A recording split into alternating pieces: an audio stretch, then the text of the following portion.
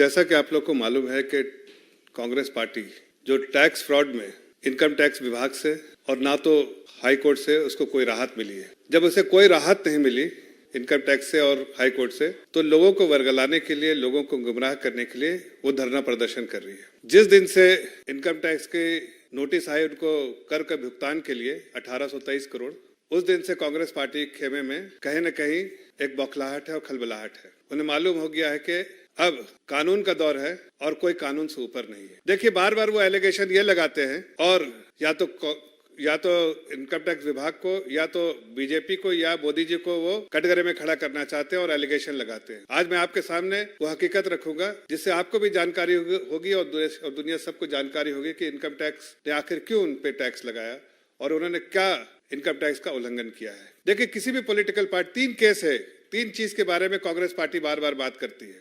एक तो assessment year 2018 और 19 के बारे में, दूसरा जो वो कहती है जो रीअसेसमेंट प्रोसीडिंग्स के बारे में, और तीसरा वो सीताराम केसरी साहब के समय का जो टैक्स का भुगतान जो है उसके बारे में कहती है। मैं आपको विस्तार से बताता हूं एक एक चीज के बारे में। कांग्रेस पार्टी ने या कोई भी पॉलिटिकल पार्टी हो, चाहे भारतीय जनता पार्टी हो, कांग्रेस पार्टी हो, कोई भी देश की कोई पॉलिटिकल पार्टी हो, जब भी उसको डोनेशन आता है तो डोनेशन उसका इनकम होता है किसी पॉलिटिकल पार्टी को। लेकिन अगर उसमें एग्जेम्पशन चाहिए तो इनकम टैक्स के अंदर इनकम टैक्स के अंदर जो अंडर सेक्शन 13 है वो एक कंप्लायंस की रिक्वायरमेंट होती है कि अगर आप उस चीज को मैंडेटरी कंप्लायंस की रिक्वायरमेंट होती है कि अगर आप उस अंडर सेक्शन 13A जो भी रिक्वायरमेंट है अगर आप उसकी पूर्ति करते हैं तो टैक्स एग्जम्पशन मिल जाता है आपको। उस आमदनी पर जो पॉलिटिकल पार्टी में आती है उस पर कोई टैक्स का भुगतान नहीं करना पड़ेगा।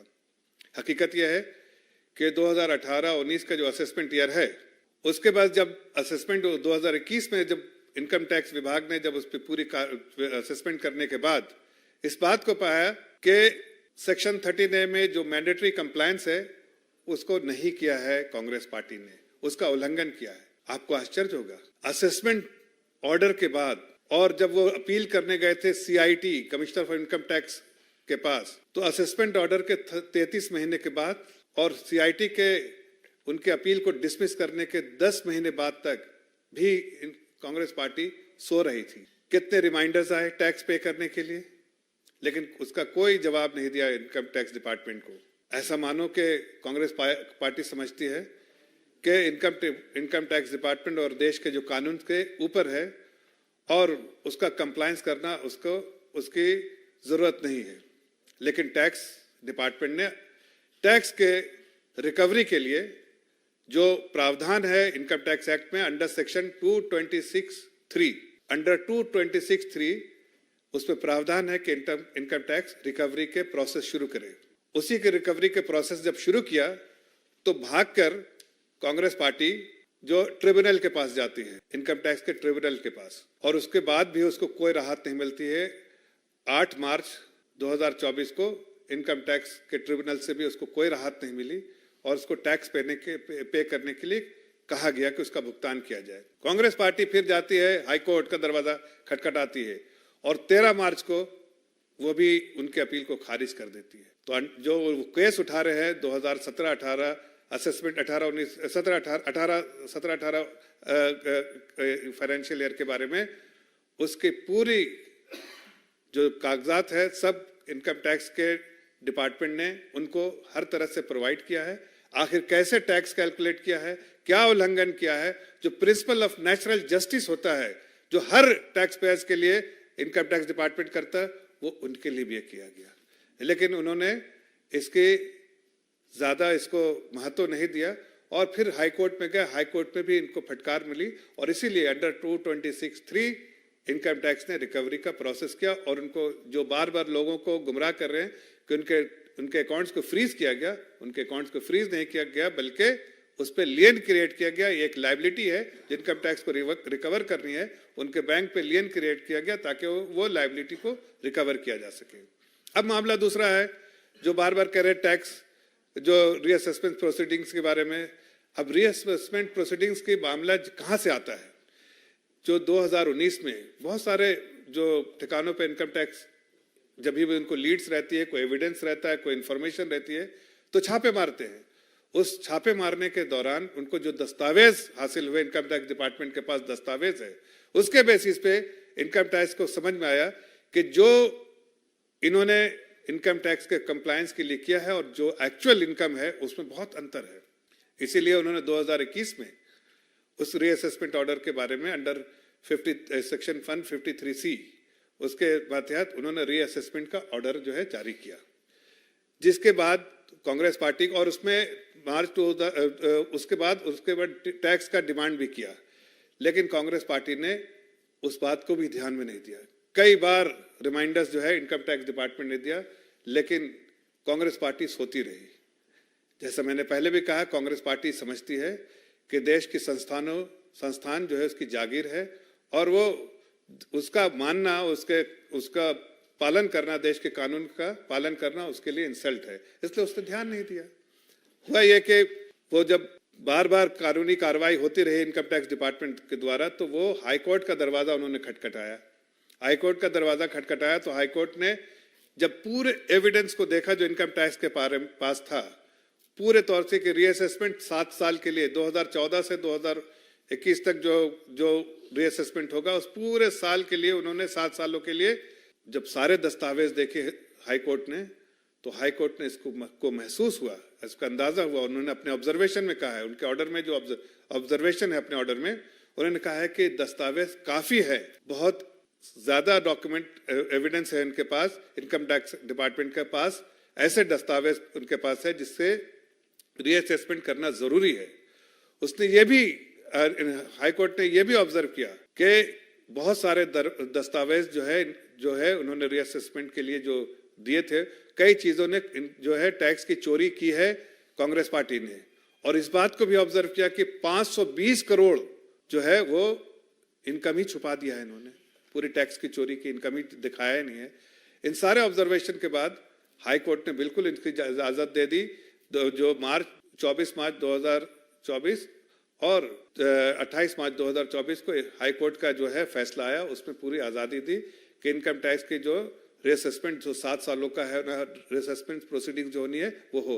मुझे ऐसा लगता है कि अगर पूरी जब जिस तरह से ऑब्जर्वेशन है, जिस तरह से टैक्स की चोरी की है, जब पूरे रीअसेसमेंट हो जाएंगे और जब इनकम टैक्स के बारे में टाइम बार्ड है 31 मार्च 2024 से पहले कंप्लीट हो जाना है, तो मुझे लगता है कि ये पूरे चीज को होने के बाद इनकम टैक्स की लायबिलिटी जो है कांग्रेस पार्टी की 1823 करोड़ से जो अभी है उससे कहीं ज्यादा हो सकता है, 3,500-4 हजार करोड़ भी का भुगतान करना पड़े, तो इसकी भी नोटिस उनको जरूर आएगी, मुझे ऐसा लगता है।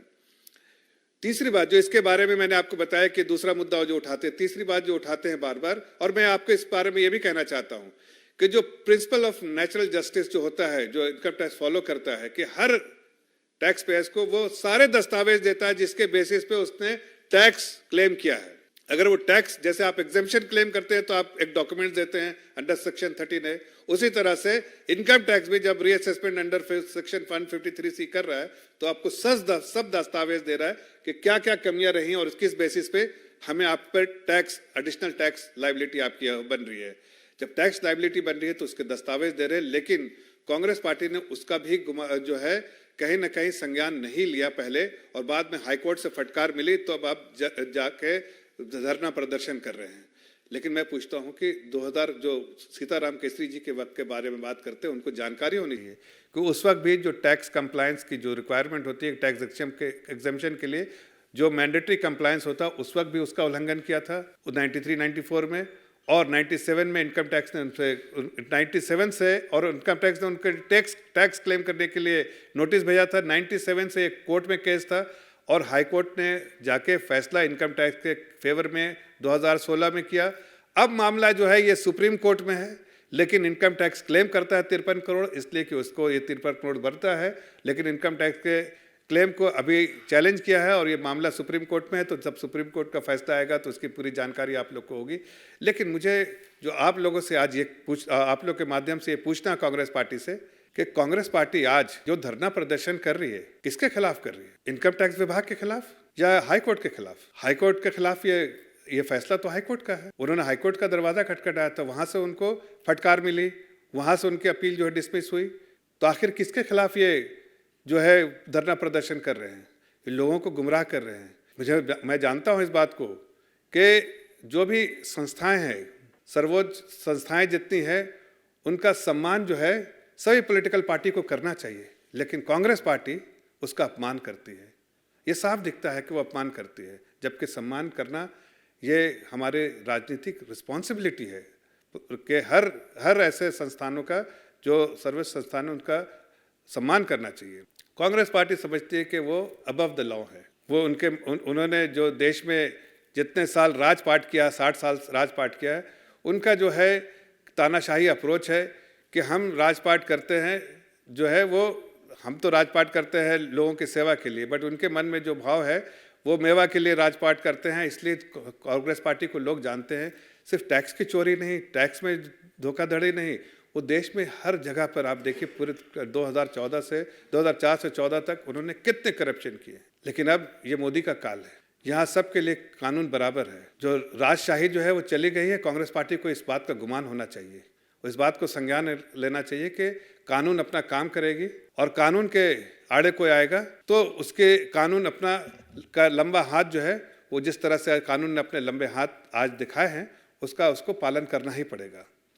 राहुल गांधी जी और उनके बहुत सारे लीडर्स जो हैं, मल्लिकार्जुन खड़गे जी और भी जितने लीडर्स हैं, वो आज इस तरह के संस्थान को धमकाने की कोशिश कर रहे हैं। लेकिन मैं आपको बता देना चाहता हूँ कि कांग्रेस पार्टी जितना भी इन संस्थानों को धमकाने का कोशिश करे, धरना प्रदर्शन करे, उतना ही लोगों के बीच में वो एक्सपोज होते जा रहे हैं कि वो हार मान चुके हैं। हार 100% उनकी हो रही है और हार मान चुके हैं, इसलिए हाशिए पर हैं। इस तरह से इसलिए कानूनी कार्रवाई करने के बजाय वो इस तरह से धरना प्रदर्शन करना चाहते हैं।